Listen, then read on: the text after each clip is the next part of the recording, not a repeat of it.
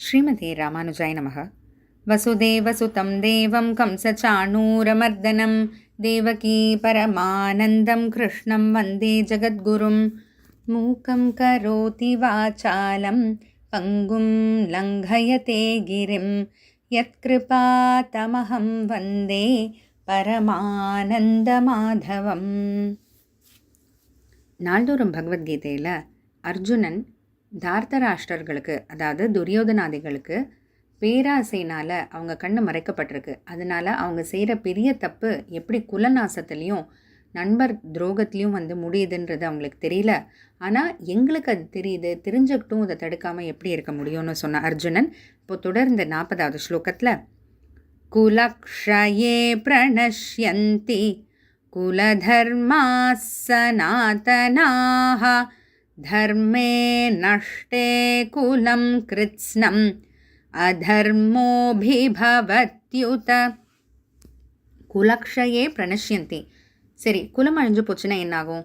குலம் அழிஞ்சு போச்சுன்னா குலதர்மா சனாதனாக ரொம்ப பழமையான ஜென்ரேஷனாக பரம்பரையாக பின்தொடர்ந்து வந்த குலதர்மங்கள்லாம் அழிஞ்சு போயிடும். இப்போ எவ்வளோ பேர் குடும்பங்கள்லாம் பார்த்திங்கன்னா ஒரு வழக்கமாகவே வச்சுருப்பாங்க.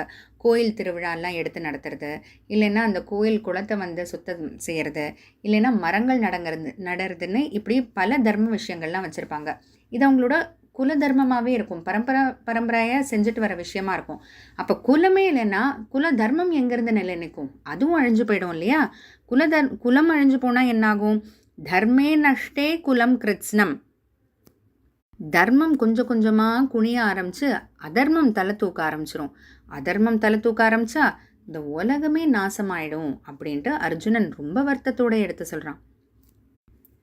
எப்படிங்க ஒரு சாதாரண ஒரு போர் இவ்வளோ தூரத்துக்கு கொண்டு வந்து விடுமா அப்படின்னு நம்ம நினைக்கலாம். லாஜிக்கலாக இப்போ நம்ம ஒவ்வொரு படியாகவே பார்த்துட்டு வருவோமே, போருக்கு எல்லாம் போகிறதுனால எல்லாமே இறந்து போயிடுவாங்க. அந்த எல்லாமே இறந்து போயிடுறதுனால குலத்தில் விஷயங்கள் எடுத்து நடத்துறதுக்கே ஆள் இல்லைன்னா அந்த குல தர்மம் எப்படி நிலைக்கும்? குல தர்மம் இல்லாமல் போயிடும், அழிஞ்சு போயிடும். குல தர்மமே அழிஞ்சு போயிடுச்சுன்னா அப்போ இந்த மாதிரி ஒரு குலத்துக்கு சரி, அப்படி பல குலத்துக்கு இந்த மாதிரி அவங்க செய்கிற வர தர்ம காரியங்கள் அழிஞ்சு போச்சுன்னா தர்மம் கொஞ்சம் கொஞ்சமாக குறைஞ்சு அதர்மம் தலை தூக்க ஆரம்பிச்சிடும் இல்லையா? அதர்மம் தலை தூக்கினா அப்புறம் கேட்கவே வேண்டாம், கொஞ்சம் கொஞ்சமாக உலக நாசத்துக்கே தான் அது வழியை காட்டும் அப்படின்னு. இது போல தான் நம்ம வாழ்க்கையிலையும் பார்த்திங்கன்னா பரம்பரையாக நம்மளோட குடும்பத்தில் ஏதான ஒரு தர்ம காரியம் செஞ்சுட்டு வந்துட்டுருப்பாங்க. நடுவில் ஏதோ விட்டு போயிருப்போம், இல்லை மறந்து போயிருப்போம். அது என்னன்னு கண்டிப்பாக நம்ம வீட்டில் இருக்கிற பெரியவங்ககிட்ட கேட்டு நம்ம தெரிஞ்சுக்கணுங்க. தெரிஞ்சு கண்டிப்பாக அதை விடாமல் நம்மளும் செஞ்சுட்டு வரணும். இல்லை நம்ம குலத்துக்குன்னு அந்த மாதிரி எதுவும் தர்ம காரியம்லாம் இல்லை, நம்ம குல தர்மம்லாம் எதுவும் இல்லைனா ஆரம்பிக்கலாமே புதுசாக எதுவும்.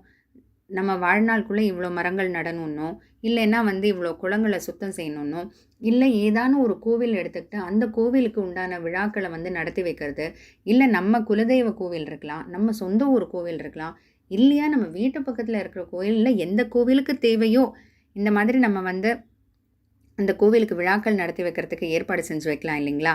இந்த மாதிரி நம்மளும் நம்மளோட குலத்துக்குன்னு இருக்கிற தர்மத்தை வழிபடலாம், இல்லைன்னா ஒன்று உருவாக்கலாம். அதுதான் நம்ம இந்த ஸ்லோகம் மூலமாக தெரிஞ்சுக்கிற விஷயம்.